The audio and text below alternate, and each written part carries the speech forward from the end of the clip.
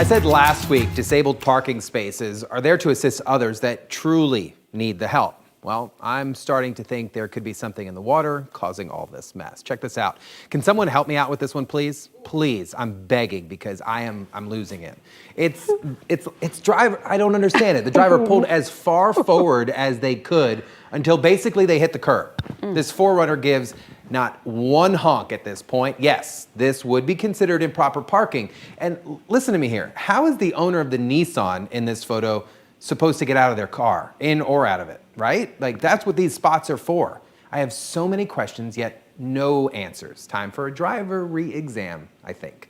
Okay, I'm not intentionally coming after those with other issues, but when you end up in my email, we've got to talk about this stuff before. Well, what do you expect? I ask you to focus your attention on the maroon Grand Cherokee there. I'm sure if you know me, you already can spot the issue here, right? Mobility is a priority, and I definitely understand having your equipment with you, but we still need to obey the law, meaning I still need to be able to see your tag. All right, a disaster waiting to happen on this one. Oh, all what I is can that? think What is of that? Oh my God. is that wobble song. Wobble, Earthquake. wobble. Is that I-4? Hey, this is a mess. This is Never not mind. very secure and has no business being on the road. One strong wind gust and this show is over. Scary part is it's a screen repair truck.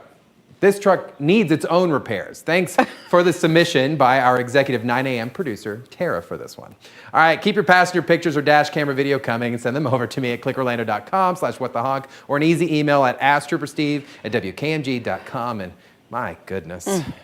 You know, and when Steve says, like, he can't take it anymore, like, he'll sit there and open up his emails. He's like, can you get, and he just can't put words together. I'd be going around that truck. Yeah, exactly.